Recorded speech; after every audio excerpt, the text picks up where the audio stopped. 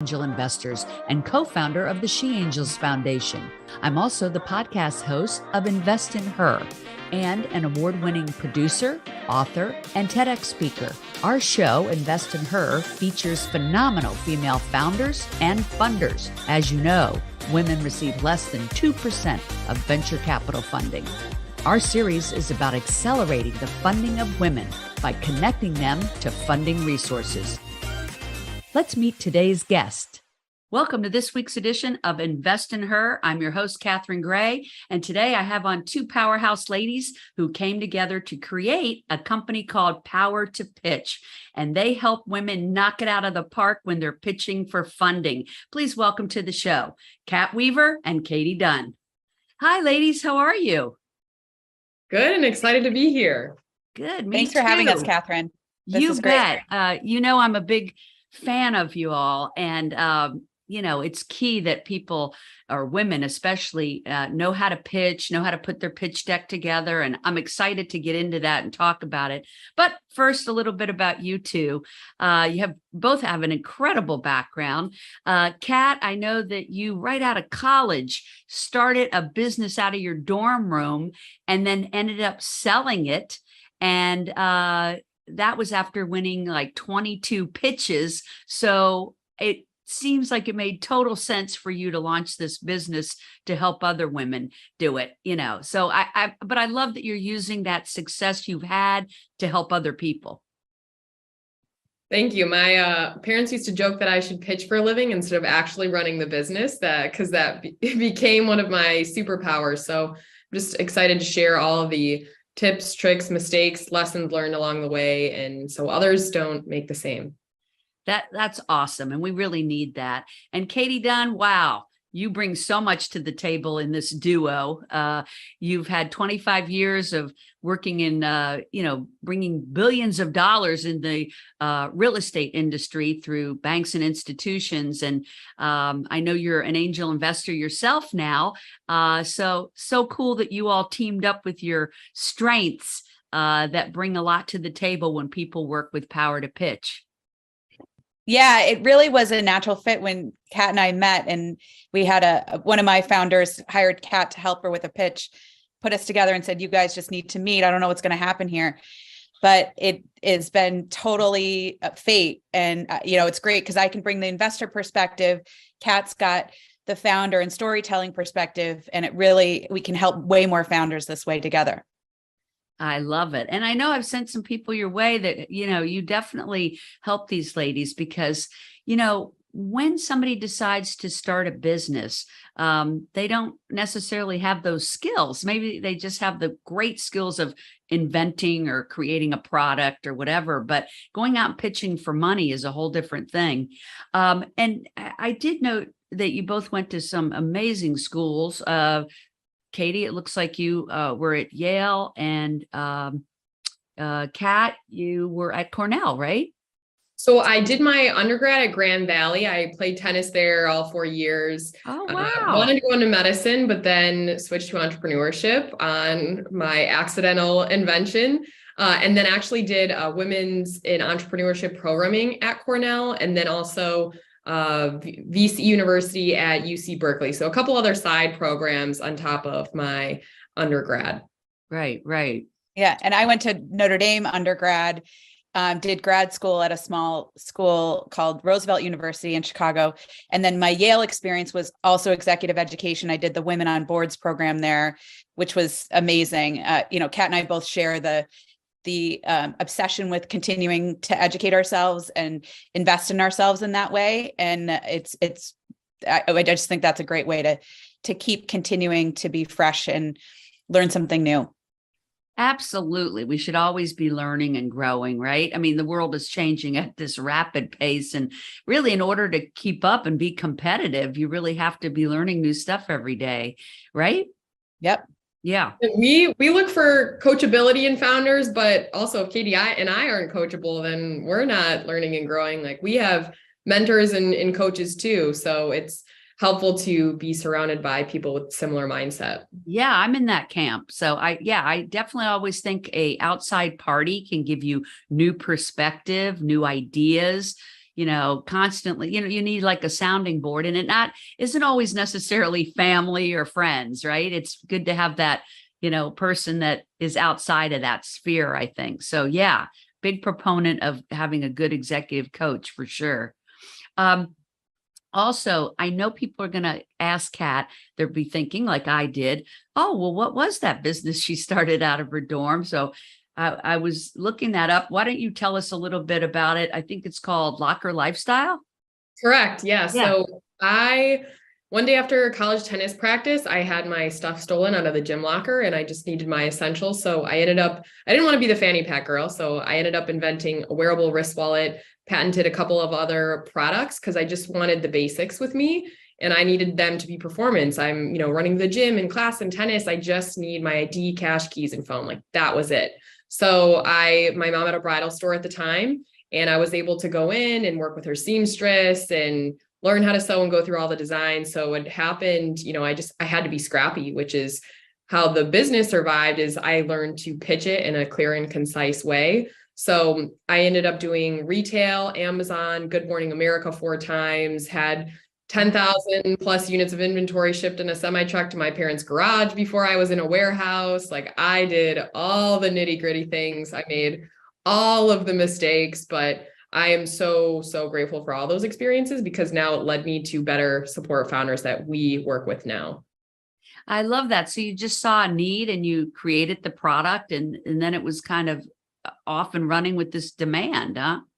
Yeah, we would not be here. If I had found something online, I would have bought it and been off to organic chemistry class and we would not be talking right now for sure. Wow. So I was obsessive and looking for it and it seems so simple. And then when I would go to farmers markets, when I started on the side, people were like, oh, wow, this is so easy. I should have come up with this. And I was like, well, you didn't. And that's why we're here right now. So I love it. And why you had that business? You did 22 pitches that you won? Yes. My claim to fame is I won 22 of 23. And I was so fortunate. What was wrong with that 23rd one? That's a lot of questions I get asked. It was funny. So it was up against another female founder and she absolutely deserved it. She's practically saving the world. She has insane contacts and insane traction. So I do not feel bad about that loss by any means. She absolutely deserved it.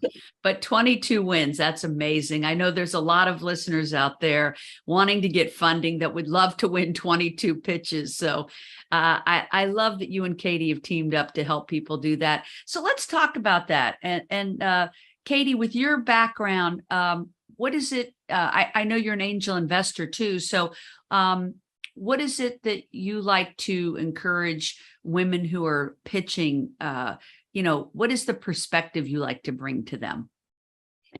That's a great question. Yeah. So I invest primarily in women and underrepresented founders.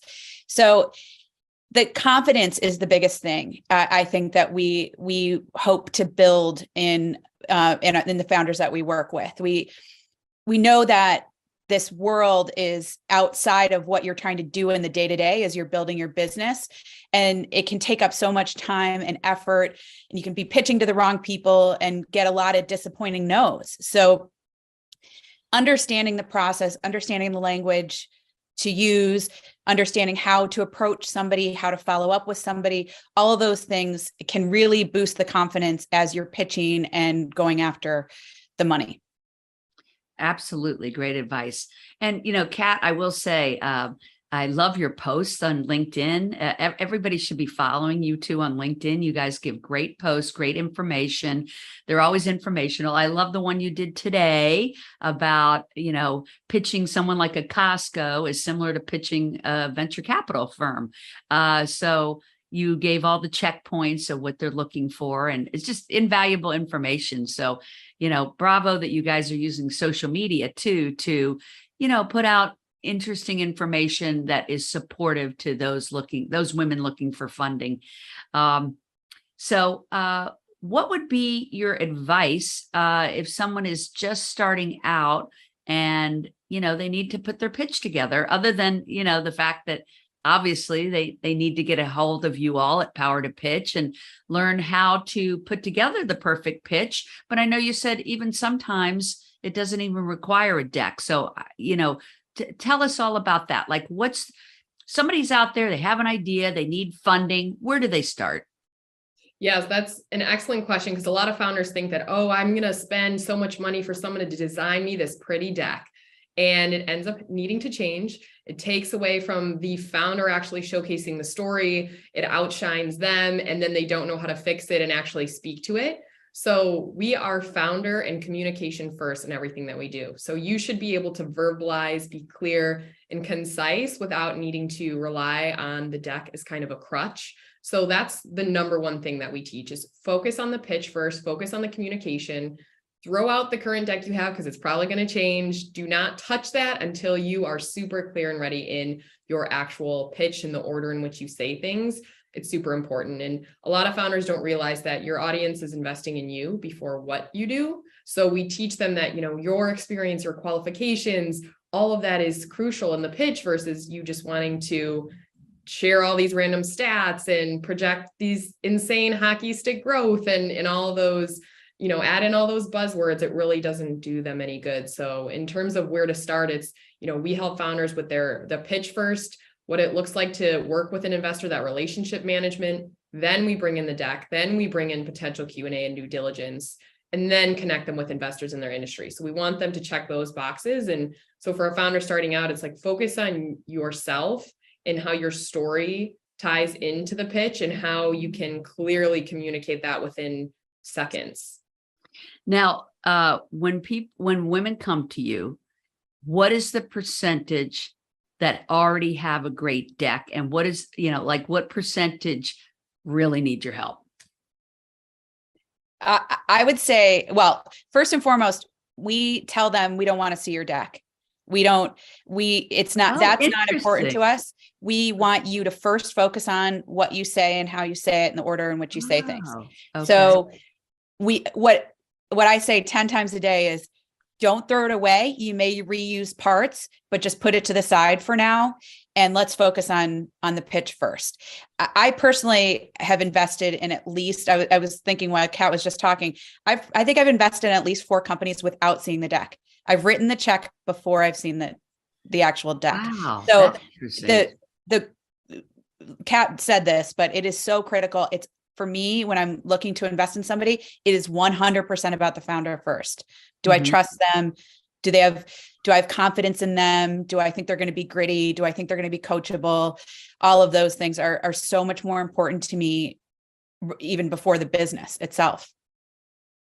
100%. I've heard that so many times, that first and foremost is who is the founder.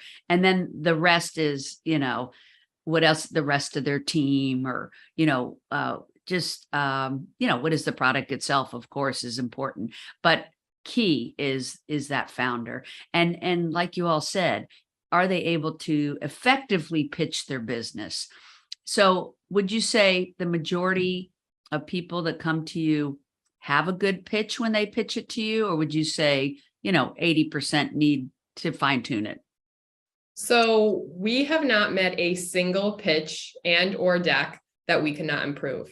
Wow.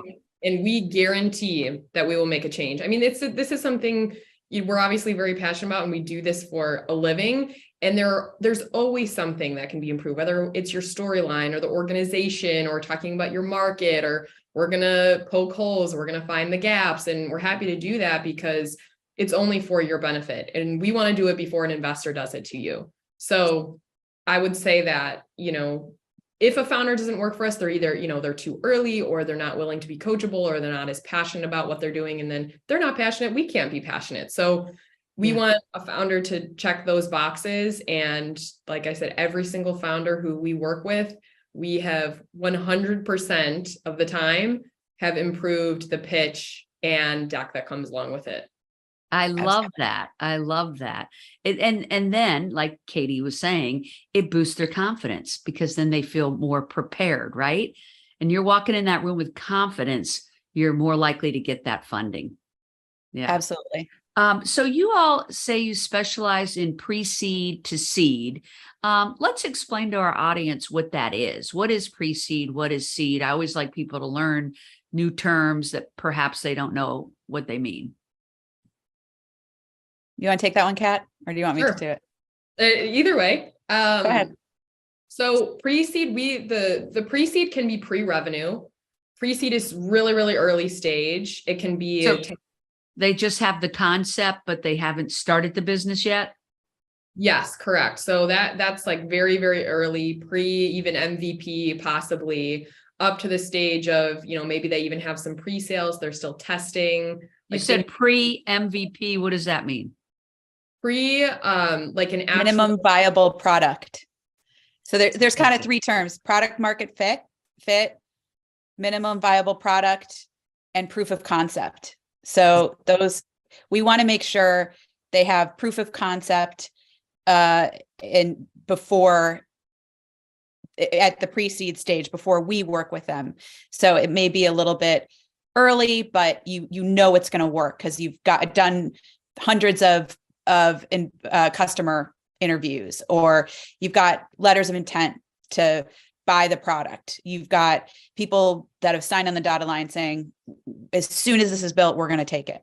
Or maybe a crowdfunding campaign where everybody is excited about the product. Would that be considered? Yep. Yeah. Well, and constituting there was a demand. I was going to say that some VC firms, they have their own definitions. Like you can't Google, there's no in the box specific actual details. Everyone kind of has their own bit of definition, what that actually is. So just thinking of it as a whole, it's like, okay, pre is super early. They're just hitting the ground running. They're typically raising under around $1 million, if not, even 250,000 or so, which is small to a VC fund itself. And then the seed stage is typically around you've gotten sales or you've gotten a certain level of traction, validation, customer emails, testing, and you're raising anywhere between 1 to 5 million. That doesn't mean that you have that revenue. That means that you're typically raising between that arena and you've got the validation, the traction to make and justify that raise amount per se. So when people are pre-seed or seed, at what level do you think they're qualified to go pitch venture capital? Or do you think pre-seed is better to be pitching directly to angel investors? We suggest all of the above. There are a lot of VCs out there that write smaller checks that want to invest really early, because then they're going to look to 50, 100 times their investment. So they're willing to take that risk to be along for the ride. But we suggest everybody, family offices, and angels, VCs. The other thing we really encourage people to do, that we actually curate a list of grants for our clients, to anything you can do to get non-dilutive funding to push your business along. I mean, that's exactly how Kat grew her business. Winning over $100,000 to run your business by pitching is incredible. So, right. So there's a lot of good money out there. So you're saying not just pitching angels, but you could be pitching for grants. Yep. And then those grants, when you say non-diluted funding, means they don't have to pay it back. It's a grant. So you don't owe any investors back. I always say, people don't have to necessarily bootstrap and get themselves in debt when there are these options that you're talking about, like getting grants and working with you all to know where do you find those grants that are out there. Because I think people say, oh, I'd love to get grants. I don't know where to begin. Right. So absolutely, that's wonderful advice. And then you were saying some of the venture capital firms do look for pre-seed. And then you mentioned family offices. Do you want to explain to our listeners what family offices are? Sure. So this is a wealthy individual who has created what they call a family office to make investments on behalf of their family trusts or the money that they've made personally. So a lot of times they'll have a thesis. A lot of times they'll have specific businesses that they're looking for that have an impact mission, very similar to angels, in fact. So it's just another source of capital out there, of somebody that can help. Mm-hmm. We typically see them going in at the later stages. It depends. Each have their own thesis and they're very clear on their guidelines and mission. And then it's easier to figure out, all right, how am I going to fit into this thesis per se? Because that's exactly who and what they're looking to support and at what time. So they should be very clear, and you shouldn't approach them until you know exactly what they're looking for. And when you say thesis, let's, even let people understand what that means so they don't waste a lot of time. So one of the things that I think you two do is help people find the right fit of which family offices, which venture capital funds, which angel investors have a thesis that would include what they're doing, whether they're doing something in tech or fintech or health tech, or maybe they're a consumer product good. I think people waste a lot of time asking for money from the wrong people because they don't understand what the thesis is and how important that is, and how to find somebody that has a thesis that would want a product or invention like they're promoting. When you say people waste a lot of time calling on the wrong people. Oh, 100%. The amount of founders who think they can buy a big email list of investors and shoot out all this bit of random information, instead of sending out, they think, oh, I'll shoot out 500 emails to investors and see what clicks. You're better off coming up with a list of 50 or 100 of super targeted and strategic partners than wasting time doing that, because they are not going to give you the time of day. You burn the relationship. You're wasting each other's time. It makes no sense. All firms, angels are clear on stage, check size, industry, what they're looking for, certain parameters, Founder type. I mean, some are, female-led funds, some are underrepresented founders, some are, B2B SaaS, and they're super niche. So that is all typically public information. So a lot of founders, some don't know, and others are just lazy. And I think it's good to work with people like you too also, because you all know, which firms, which angels, which offices are looking for what type of investment. So it saves them a lot of time, right? Because that's a lot of research trying to figure out what the thesis is for all these various people. Katie, I know you like to invest in CPG, consumer product goods, and tech, right? Mm-hmm. So, somebody comes to you with, something outside of that circle, you're probably not going to invest in it. And so that's another great reason to work with these two powerhouse women, Katie and Kat, power to pitch, because they can help you not only fine tune your pitch, but also align with the right people to pitch, right? Yeah, absolutely. I mean, we spend half of our day is speaking to founders, and the other half of our day is speaking to investors. So we're always getting the perspective of who's writing checks, what are they writing checks for, what are they looking for, and we can be very strategic with the founders that we work with, and in not getting the disappointing no. They're getting oh yeah, this is right in my wheelhouse. So we want to see that more of that and faster, get them funded faster. And a really great comment we got recently is a lot of our investors tell us that, hey, we want to know who you're working with because those founders go to the top of our list, because they know we've curated them. They're strategic. They're not going to waste their time. They understand how the process is. So we make the process so much more efficient, and we're essentially vetting on both sides. And I love that, because there's nothing like a warm introduction either. Yeah, that's the best way. That is the best way. I mean, that's key. I know that works in my realm as well. When I connect people in a personal way, it usually, has a good result. And I love what y'all are doing, because we all know, and we have a film coming out called Show Her the Money, which is about how underfunded women are. We get, 2% of that venture capital funding. And I love that women like you all and our entity, of course, She Angel Investors, we're all in this together to try to move that needle, right? And I know we're going to do that. I know we are. The more opportunities there are for people out there, women out there, to work with experts like you two, the more women are going to get funding because they're going to be better prepared. I think, for decades, men have been getting funding through venture capital, and one buddy's helping the other buddy. And now it's time for women to start helping women, make them aware of this world, not only for funding, but also women are coming into trillions of dollars in the coming decades. We want them to be aware of angel investing and how they should become limited partners in these new, not only the existing venture funds, but all these new female founded funds, right? It's a very exciting time to be in this space, isn't it? Absolutely. I mean, the more women we can get on cap tables, the better, Catherine, as you know. I encourage everybody, including Kat, to be investing now and to be getting on the cap tables and helping these women push them along. Women businesses. There you go. No pressure, Kat.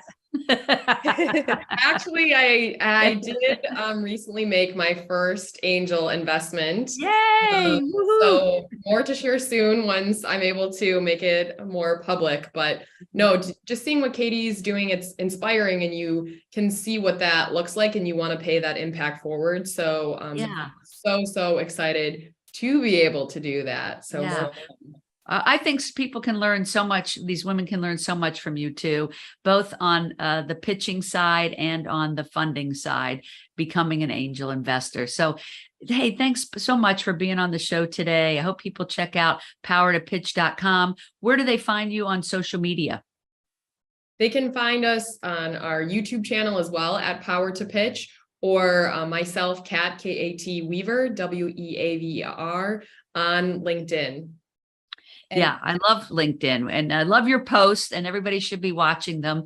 Find Kat Weaver, find Katie Dunn on LinkedIn, and definitely check out powertopitch.com. I'm a big fan of theirs. I refer whoever I can to them because I do think it's the first stop in where to go to help get your funding. Of course, you can follow me, Catherine Gray, on LinkedIn as well, and follow our company, She Angel Investors, on social media. And of course, our podcast, Catherine Gray Invest in Her, on Instagram. So we will see you all on social, and we look forward to having you get together with Kat and Katie, Power to Pitch, and go out there and get your funding, ladies. Thanks for tuning in, and make it a great week. Kat and Katie, thank you so much.